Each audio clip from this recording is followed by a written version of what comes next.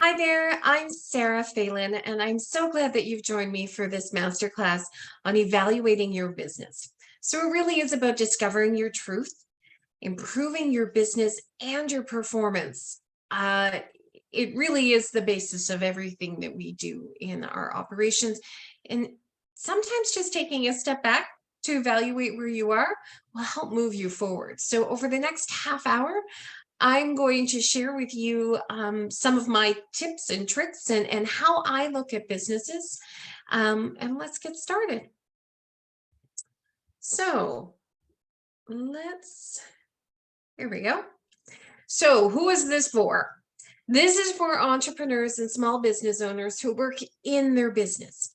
This program is specifically designed to help you get your head out of being the operations of your business and really looking at the big picture in a different perspective. Now, those entrepreneurs usually tell me that they're looking to strengthen leadership skills, they want to improve their business culture, um, or they're taking another revisit as to what's holding them back and taking their business to the next level, or they've got some specific problems that we want to solve. Sometimes it's about turning things around or planning that exit. Now, in order to evaluate your opportunities, you need to know what's going on. You know, what's causing you grief, where the real issue is, and what it would look like for you to take action and what you need to do. So, there is no magic process. I want to start this off by saying that right away. Over the next 30 minutes, we're going to talk about assessing your current situation and putting some structure around your big picture. I'm sharing with you the exact questions that I use as a business strategist to dive deeper into somebody's operation to figure out what it is that the gap needs to be addressed and where there need to really reevaluate risk and prioritizing what those next steps are. So here's where we are. I'm going to share with you a little bit about who I am and how I know. We're going to talk about the Evalu8 framework that I use. And then I'm going to share with you the self-assessment. It's about 25 minutes. And if you have any questions at the end of this program, please feel free to send me an email. I'd be happy to help. So first off, I want you to raise your hand if you've ever had one of those days where you wish you weren't a business owner, even if it was just for an afternoon. I know I can tell you I've been there too. I think that's sort of normal. So I was a corporate trainer in telecom industry that became an entrepreneur. I moved to a small town and thought, I've managed stores in specialty outdoor space before. I can definitely own my own business. But it really wasn't about me. And my skill set for managing operations was a lot different than my skill set for owning an operation. So, just to be completely transparent, I really want to put it out there that I was that entrepreneur too. And I think it's really important that we all discuss the reality of the challenges of being in entrepreneurship. So I felt like this a lot of the time. I was dressed the part. I was looking at the shiny objects. I was looking for my next customer. 70% of my market was not local. And I thought I had things pretty well tied up. That beach ball was my operations. I knew what I needed. But there was stuff going on I just didn't know. And I think it's really important that, we're honest about that and that there's two challenges that I see, and we're going to talk about them, but we don't know what we don't know. And if we're not looking at that part of the picture, why would we even think about it? So here's where I came in. I was the corporate trainer in sales and leadership. I opened up my dream startup. I was an award-winning entrepreneur, and I was a business broker. So when I closed down my business, I got to meet a business brokerage, and I had a really humbling conversation. about where I was and what I was doing and what I had to sell, and was it worth anything? And I really didn't know. And I asked everybody, and nobody could really give me an equation or a happy checklist or anything along those lines. So it really bothered me as we went through the process as to, if I don't know this and I'm asking, what are other entrepreneurs doing? I spent the next 4 years selling businesses and having that exact same humbling conversation with other entrepreneurs. And it was really tough because everybody thinks their business is worth $1 million. And everybody, I shouldn't say that, nobody calls a business broker when things are really good. At the same time, I had become a certified business and executive coach, and I actually built this program, and this checklist is part of that transition for myself. I didn't like being a business broker, and I'm completely honest about it, because it was heartbreaking to have this conversation with other people, knowing exactly how I felt in their shoes. And a lot of times, they're dealing with health issues or they're dealing with family issues, and life and business don't always run parallel. So I really focused over the last decade of at least 10, 12 years on growth strategies and helping companies in growth from startup right through to scaling. What is it that the companies needed? And it's the same equation. I'm also a member of the Forbes Coaching Council, so I share this information to a global audience. So I put this slide in here just to sort of bring back, everyone says, what's your niche, Sarah? Where's where's the industry that you work most with? It really isn't one. And I want to be really transparent about this, whether you get an MBA at Stanford or you get an MBA at UCLA, or you get one here in Canada at Dalhousie University in Halifax, the programs are usually covering the exact same content. You're not going to see a whole lot of difference in the training and the education, but all industries really do come down to the same foundational business processes. So whether it's retail or wholesale distribution or manufacturing, I can tell you that garbage removal is probably one of the neatest industries that I didn't expect to think was very cool. But online learning, professional service providers, whether it's medical, dental, legal, foundationally, we all have the same basic business foundation practices. And so going through my evaluation of all of these different types of companies, and I have worked in every one of these industries, plus many, many, many more, I still was able to ask the same questions to understand where the gaps were. And that's what you're going to go through today too. So before I move on and we start talking about how to evaluate your own business, I came across this study from Industry Canada that talked about the main reason for business failure. And it really came down to the lack of experience, knowledge, and vision that made companies, cited as the problems for going out of business. And I can relate, experience, knowledge, and vision seem so easy, but it's not that easy when you're living it day to day.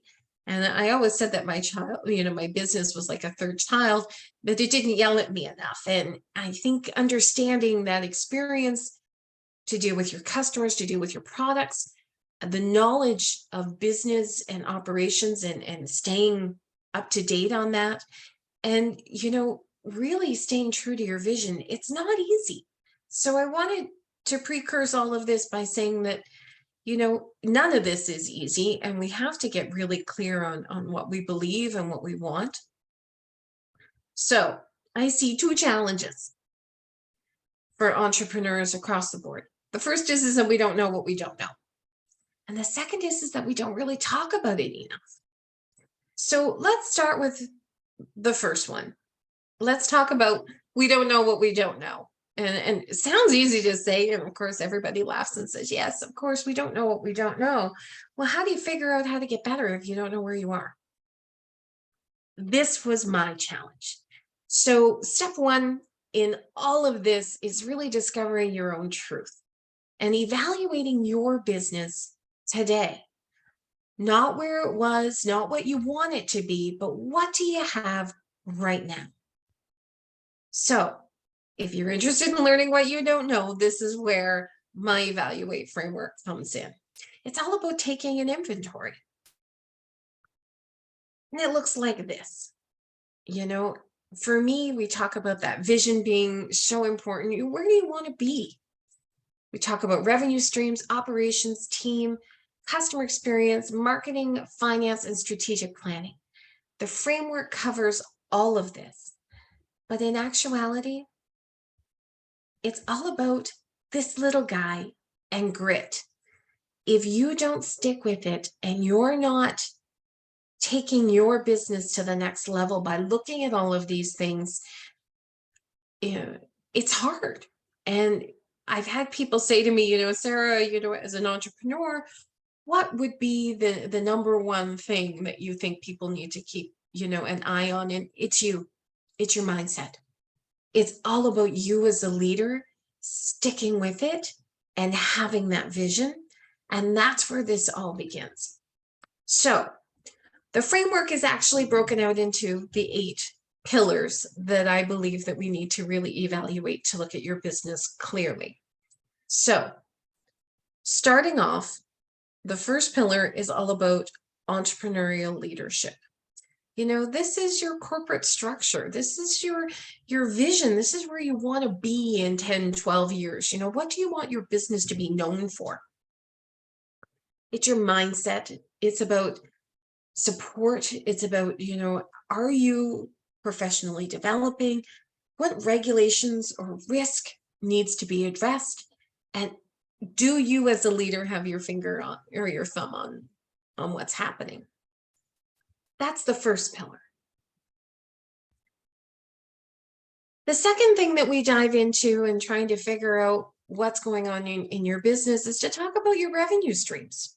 What are your products? What's the pricing? What's your profit margins? And how secure is your supply chain? What are the things going on within your business that your products and your pricing need to address? Inflation is going up. Have we addressed that? And when was the last time you addressed your pricing? The third pillar that we investigate is really all about operations. Do you have an organizational chart? What is your workflow? Do you have extra capacity? This is probably one of my favorite places to spend time with entrepreneurs and to really dive into, because this is how we take that product and we get it to our customers and we get it to market. After we make the sale, this is how we transition, or this is the activities that happen. Now, I always like to challenge you to really take this one, even if you're a solopreneur and you're the only person in your business, still build yourself an org chart. Things have to happen in your business in order for you to make money. So what activities are included and who's involved? Now, not necessarily who is an individual, but what roles and responsibilities are involved at each level. What is the workflow? What has to happen in order for your customer to get their product and for you to get paid? And what's not negotiable? When I owned a retail operation, I used to say, well, 70% of your business, of your work is cleaning to my employees. And they'd all laugh at me and say, whatever, Sarah, but it wasn't. If I wanted to sell an $800 coat off the shelf, it was not negotiable that we had dusty shelves. So what's not negotiable in your business? What needs to happen for you to maintain that level of expertise and experience that you have an expectation for your customers? So the fourth thing that we really evaluate and we look at is compliance. It's your team. It's your risk and recruitment and retention, professional development. How are you setting everybody up for success? Your team can be the greatest source of energy and innovation. It can also be the greatest source of headache if you don't set them up for success. And have you got the right people in the right places? Right? Now, the fifth pillar that we really investigate as part of evaluating your business is really that customer experience. Now, I say it's a leadership role because it really truly is. This is not an activity that needs to be completed by your sales team, by your marketing team, by, the people who are answering the phone and taking feedback from customers that are not happy. This is for you as a leader, and it's not about responding or rebuttals or defending your business. It's about asking the questions and just listening. Listen to the answers. Your customers are your greatest form of data. It's all about the data. And if you can get true customer experience feedback, you can change the course of your business to make sure that it meets the expectations that you're setting out. I'm not saying that your business has holes or that there's flaws in your structure or in the way that you do business. However, this has always been an eye-opening experience. And if you listen, not to defend, but just to listen, you will get some incredible feedback that you'll be able to use within your operations. Sales teams, marketing teams, they're all looking at it through a different lens. You as the owner and as the leader in your operation, this is something that needs to be done by you. So the sixth thing that we evaluate is actually sales and marketing. And when we think about business and we think about growing businesses, people automatically go directly to sales and marketing, and most people will separate these into sales and marketing. But for me, I really like to put them together, because when we start talking about the buyer persona, we start talking about budgets, we start talking about yearly calendars for marketing and online tools, joint ventures, referrals, whatever's going on in your business, when we start talking about the customer and how we're connecting with them and getting in front of them and converting them, to me, they really come together. So there's a lot of different tools, and AI has changed everything in our market in just a few short years. What is it that needs to happen in order for you to increase your sales, as well as what needs to happen in order to keep those customers? If we're always shooting to get a new customer and we're not looking after the old ones, it's a really big missed opportunity. So retention, the buyer persona is so important to keeping us connected with our customers and maintaining that communication channel. So number 7, when we talk about our business, we're talking about finance. And it's not about the number at the bottom of the spreadsheet. It's about knowing how to read your own numbers, budgeting, setting up those assumptions, and knowing when you can say yes. I've worked with a lot of entrepreneurs over the years who have been so kind to share with me their financials from the accountant still in a sealed envelope. And I can tell you that going through that, as soon as they pass me the envelope still sealed, I know they haven't reviewed it. They haven't looked at it. And if they haven't looked at it, how are they making decisions?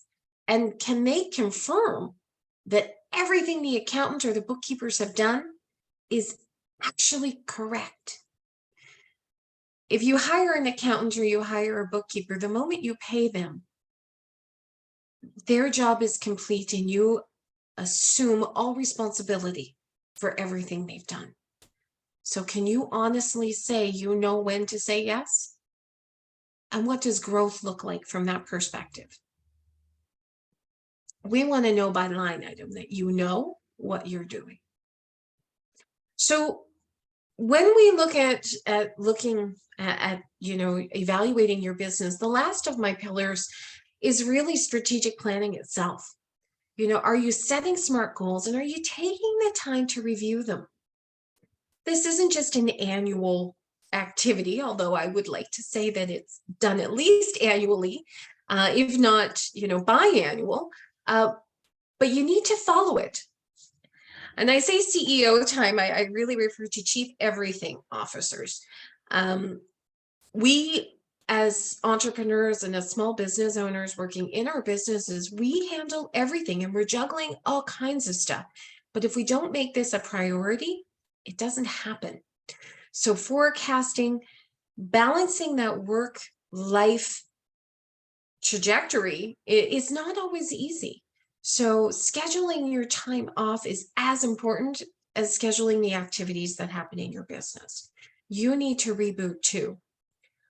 But getting really clear on what's happening and who's responsible and where you want to be in the next 6 to 12 months, and then measuring your success, really revisiting it. Come back, do it again. What does that look like? So, are you ready to see how your business is doing? Here we go. Now, I want to precurse us talking about the actual checklist by saying there's a lot to cover. It's a 52-point checklist, but I don't want you to try and correct everything next week. Going through this process, you'll see that you actually prioritize. So get yourself on, set yourself up with a schedule to actually start working on those goals bit by bit. Download the self-assessment. There is no fluff. This really is my personal checklist. I developed this to use as a business broker to help guide me in discovery of all the businesses I worked with. And I've used it since 2011 with every consulting firm or every consulting company that I've ever worked with as well. The point of this assessment is really for you to take a stock of everything that's going on. It's an inventory. I do suggest that you do it again in 6 or 12 months. So set it up in your calendar and measure it. More importantly, I want you to talk about it. So, you got to share this. It's something that, talk to your business coach, talk to your advisors, share it with other entrepreneurs, have some discussion. There's no wrong in any of this. It's just about you and what's next. So here's what the assessment looks like. And I have done it in an Excel spreadsheet just so that everybody would have access and it doesn't look funky on different systems. You'll notice on the left-hand side that we have the Evalu8 Framework. And then by color code, I've put it in there. There's the question. So the question number 1, do you have a clear vision, mission, and values? One that you can share. You'll notice that it then says next to it, yes, no, not applicable. Is this something that you currently have? Is it something you don't have? Is it something that's not even needed? It's okay if it's not. Leave the questions on the list because when you come back in 6 months, it may be something that you're then looking at. Then you can set a priority. Is it urgent? If it's urgent, put a 1 there. This is something that you're going to come back to when you're all said and done. Is this something that you need to address right now? If it's not, and it's not even on your radar, make it a 5. More importantly, the notes section, the details, aspirations, goals, that is where you really start to put the magic into this. Leave yourself as many notes as you need. What you need to follow up on, what's working, what's not working. This is about getting your business out of your head and onto paper, at least the start of it. It's about organizing your big picture. There are things that we do as entrepreneurs that we're really comfortable with and we're good with, and we're going to go off and we're going to do them. And then there are other things that we don't want to deal with at all, and they're not even on our radar. So hopefully this checklist will help put some things back on your radar that might need some attention. So the second obstacle I said that was we don't know after we don't know what we don't know, we don't talk about it enough. So you know what? That's where this evaluation really sort of breaks in. You need to know that we're not alone. Take action, but get the help from somebody who's also talking the same questions and asking the same. There's no wrong, but you've got to be on the same page. Get involved, keep innovating, be strategic. You've now set yourself up with some things and priorities that you want to address. But this will all increase your business value and it'll help you to exit on your terms. So I want to circle back just before we finish up here. Failure is caused by a lack of experience, knowledge, or vision. I've just shown you the knowledge and you have your vision for the future. Knowing what you don't know, being able to look at the whole of your business and not just the pieces you're comfortable with. And continue learning, continue making, I hope not expensive, but continue making mistakes. This is the key to helping you move your business forward and getting you back on track. Start a real conversation. Share this with your friends. So Evalu8 Business Coaching, just before I let you go completely, just to give you an idea of who we are and how you can work with us. If you have any questions going through this, please do reach out. But I really wanted you to know that I'm personally on a mission to help set small business owners up for success. For me, it's all about helping you ask the right questions, figuring out what you don't know, and talking about it. I've worked with hundreds of entrepreneurs through this process, whether they were startup or they were scaling or they were exiting.